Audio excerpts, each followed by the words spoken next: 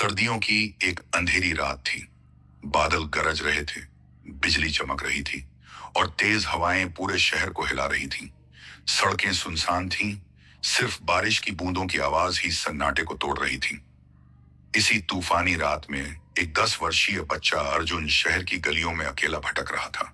उसके कपड़े फटे हुए थे, शरीर ठंड से कांप रहा था और आंखों में आंसू थे। वह भूखा था, लेकिन उसके पास खाने के लिए कुछ भी नहीं था।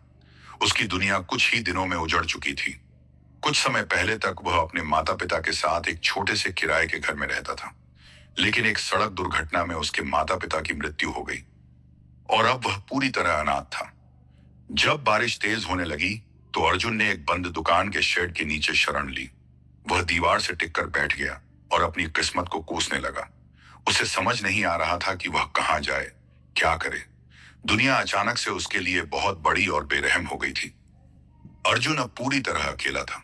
बारिश थम चुकी थी, लेकिन ठंडी हवा अब भी उसके गीले कपड़ों से टकरा रही थी। उसने अपने पैरों को समेटा और दुकान के शेड के नीचे दुबक गया। उसकी आंखों में नींद नहीं थी, बस डर, भूख और अनिश्चितता थी। सुबह होने पर अर्जुन ने खुद को संभालने की कोशिश की।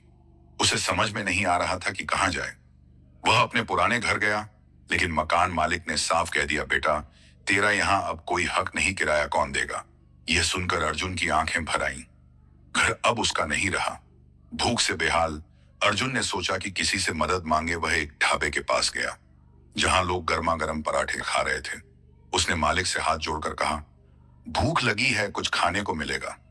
ढाबे के मालिक ने उसे ऊपर से नीचे तक देखा और झिड़क दिया, काम करेगा तो खाना मिलेगा, भीख मांगने नहीं चलेगा। अर्जुन को यह बात अच्छी नहीं लगी, लेकिन पेट की आग के आगे उसके पास कोई चारा नहीं था। उसने बर्तन धोने का काम शुरू किया। ठंडे पानी में हाथ डालते ही उसका शरीर सुन्न पड़ गया, लेकिन उसने हिम्मत नहीं हारी। ढाबे का मालिक रूखा था, लेकिन उसे रात के बचे हुए कुछ टुकड़े खाने को मिल जाते थे। इसी ढाबे पर उसकी मुलाकात रघु से हुई, एक 18 साल का लड़का जो कई सालों से वहीं काम कर रहा था। उसने अर्जुन को सलाह दी, अगर तुझे यहाँ टिकना है तो मजबूती से रहना सीख। दुनिया कमजोरों को कुचल देती है। रघु ने उसे सिखाया कि किस तरह बिना किसी पर निर्भर हुए अपने पैरों पर खड़ा हुआ जा सकता है। अर्जुन ने धीरे धीरे यह सीखना शुरू कर दिया कि जिंदगी आसान नहीं है, लेकिन अगर हिम्मत हो तो रास्ते जरूर बनते हैं। कुछ हफ्तों बाद अर्जुन ने ढाबे पर अच्छे से काम सीख लिया, लेकिन अब मालिक उसके साथ बुरा बर्ताव करने लगा। वह ज्यादा काम करवाता, लेकिन खाने के नाम पर सूखी रोटियां ही देता। एक दिन जब अर्जुन ने थोड़ी ज्यादा रोटी मांगी तो मालिक ने उसे थप्पड़ मारते हुए कहा, तेरा इतना ही हक है, ज्यादा चाहिए तो कहीं और जा। अर्जुन को एहसास हुआ कि उसे यहां और नहीं रहना चाहिए। उसने फैसला किया कि वह कोई और रास्ता ढूंढेगा, कोई ऐसा रास्ता जो उसे इस बेरहम दुनिया से ऊपर उठा सके। अर्जुन अब दोबारा सड़क पर था, लेकिन इस बार वह पहले से मजबूत था। वह जानता था कि उसे जिंदगी से लड़ना है, किसी के आगे झुकना नहीं है। भूख तो अब भी लगी थी, लेकिन अब वह सिर्फ खाने के लिए काम नहीं करना चाहता था। वह कुछ ऐसा करना चाहता था जिससे वह अपनी जिंदगी संवार सके। वह रेलवे स्टेशन की ओर बढ़ा, उस पर मुरहा, जहां बहुत से मजदूर, कुल्ली और छोटे मोटे काम करने वाले लोग दिन भर काम में लगे रहते थे। उसने देखा कि कुल्ली लोग यात्रियों का सामान उठाते हैं और पैसे कमाते हैं। अर्जुन ने सोचा, अगर ये कर सकते हैं तो वो जरा सच सकते हैं तो मैं क्यों नहीं। अर्जुन रेलवे स्टेशन पर काम करने की कोशिश करता है। वह स्टेशन मास्टर के पास गया और विनती की, साहब, और मुझे भी कुल्ली का काम मिल सकता है। स्टेशन मास्टर ने पहले तो उसे घूरा, फिर हंसते हुए कहा, तेरे जैसे कमजोर लड़के से कौन सामान उठवाएगा। अर्जुन ने हार नहीं मानी। वह प्लेटफॉर्म पर खड़ा रहा और देखता रहा कि कुल्ली लोग कैसे काम करते हैं। कुछ घंटों बाद एक बूढ़े आदमी ने उसे आवाज दी, बेटा, मेरा बैग बहुत भारी है, क्या तू उठा सकता है। अर्जुन ने बिना सोचे बैग उठा लिया। बैग भारी था, लेकिन अर्जुन ने हिम्मत नहीं हारी और धीरे धीरे उसे गंतव्य तक पहुंचा दिया। बूढ़े आदमी ने खुश होकर उसे 10 रुपए दिए। यह उसकी पहली कमाई थी। उसकी आंखों में चमक आ गई। इसी रेलवे स्टेशन पर उसकी मुलाकात संजू नाम के एक लड़के से हुई, जो उससे 2 साल बड़ा था और कई महीनों से कुल्ली का काम कर रहा था। संजू ने अर्जुन से कहा, अगर सही से सीखना है तो मेरे साथ रह, मैं तुझे सिखाऊंगा कि कैसे काम करना है और पैसे बचाने हैं। अर्जुन अब रेलवे स्टेशन पर काम करने लगा। धीरे धीरे उसने यात्रियों से अच्छे से बात करना और ज्यादा टिप कमाने के तरीके सीख लिए। उसकी मेहनत रंग लाने लगी। अब वह रोजाना इतना कमा लेता था कि खुद के लिए खाना खरीद सके और कुछ पैसे बचा भी सके। लेकिन यह तो बस शुरुआत थी, उसे अभी बहुत आगे जाना था। अर्जुन निराश नहीं हुआ। वह वहीं बैठकर देखता रहा कि कौन कौन से काम होते हैं और किस तरह लोग पैसे कमाते हैं। फिर उसकी नजर एक चाय वाले पर पड़ी जो रेलवे प्लेटफॉर्म पर चाय बेच रहा था। क्या मैं तुम्हारी मदद कर सकता हूं? अर्जुन ने चाय वाले से पूछा। चाय वाले ने उसे देखा और हंसकर कहा, काम करने का शौक है? हाँ, लेकिन मैं मुफ्त में नहीं करूंगा, कुछ मेहनत आना भी चाहिए, अर्जुन ने दृढ़ता से जवाब दिया। चाय वाले को उसका आत्मविश्वास पसंद आया। ठीक है, पहले देख, फिर सीख, फिर कर, उसने कहा।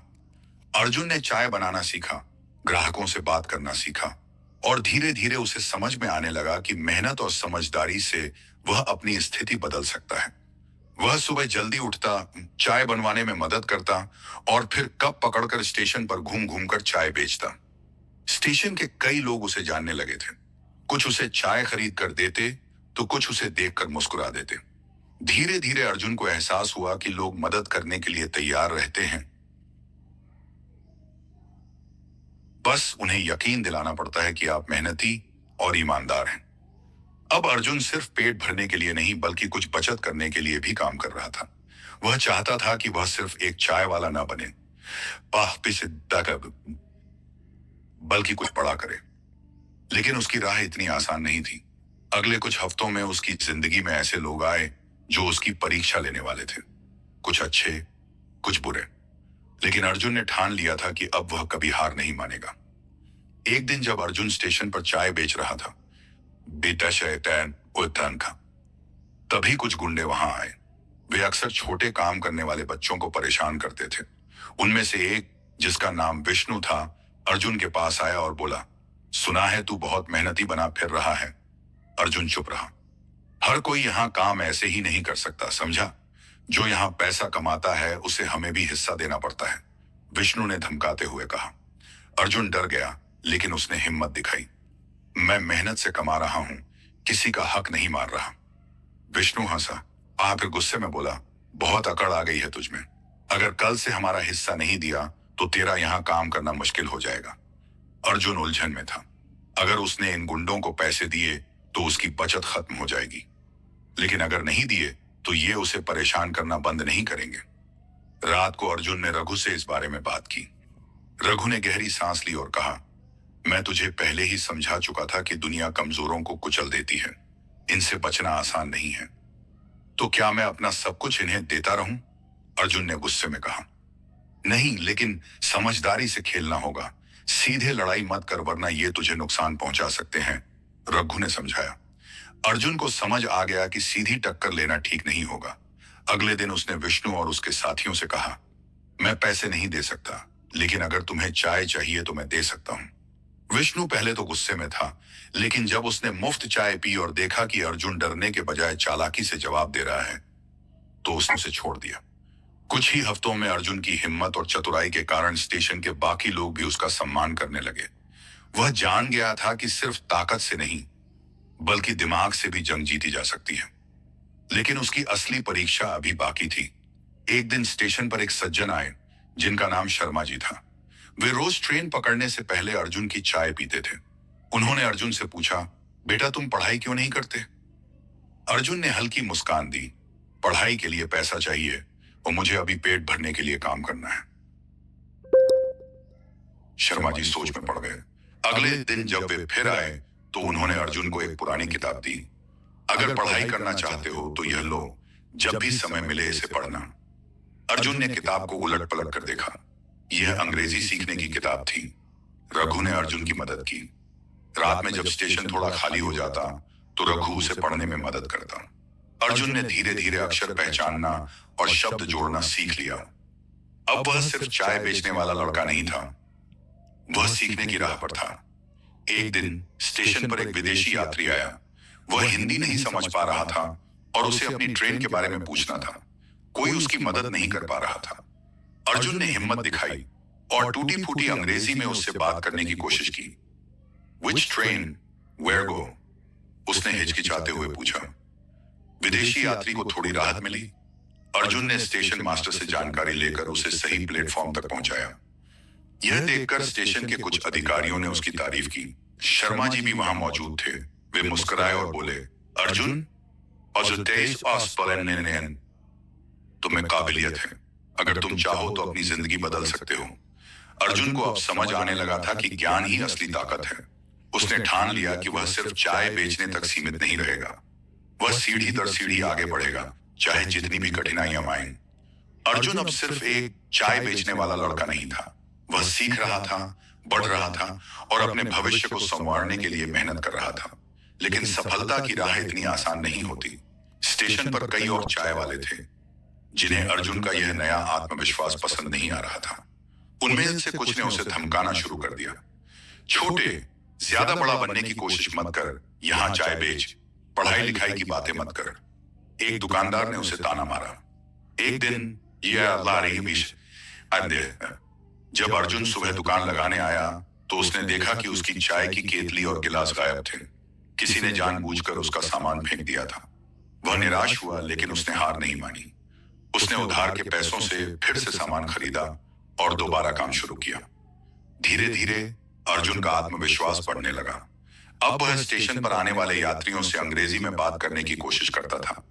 इससे उसकी दुकान भी मशहूर होने लगी। एक दिन एक यात्री ने उससे कहा, तुम इतने होशियार हो, तुम्हें किसी स्कूल में होना चाहिए। अर्जुन मुस्कुराया। स्कूल के लिए फीस चाहिए और मेरे पास अभी उसके पैसे नहीं हैं, लेकिन मैं खुद पढ़ाई कर रहा हूं। वह रोज थोड़ा थोड़ा पैसा बचाने लगा। उसके मन में अब एक नया सपना था, एक दिन खुद का बड़ा बिजनेस खड़ा करना। एक दिन शर्मा जी ने अर्जुन को एक नया सुझाव दिया, तुम सिर्फ चाय ही क्यों बेचते हो? अगर तुम नाश्ता और दूसरी चीजें भी बेचो तो ज्यादा पैसे कमा सकते हो। अर्जुन को यह बात पसंद आई। उसने और पैसे जोड़ने शुरू किए और जल्द ही उसने अपनी छोटी सी दुकान में बिस्किट, ब्रेड और कुछ अन्य खाने पीने की चीजें रखनी शुरू कर दी। अब अर्जुन सिर्फ एक छोटा चाय वाला नहीं था, वह एक छोटा व्यापारी बन चुका था। उसकी दुकान अब पहले से बेहतर चल रही थी। स्टेशन पर उसके चाय और नाश्ते की तारीफ होने लगी थी, लेकिन अर्जुन यहां नहीं न रुकना चाहता था। एक दिन स्टेशन पर एक बिजनेसमैन आए जिनका नाम रवि वर्मा था। वे रोज दिल्ली जाते थे और अर्जुन की दुकान से ही चाय पीते थे। उन्होंने अर्जुन से पूछा, तुम पढ़ाई क्यों नहीं कर रहे? अर्जुन ने मुस्कुराकर जवाब दिया, पढ़ाई के लिए पैसे चाहिए और मेरे पास अभी उतने नहीं हैं, लेकिन मैं खुद से पढ़ाई कर रहा हूं। रवि वर्मा अर्जुन की मेहनत और आत्मविश्वास से प्रभावित हुए। उन्होंने कहा,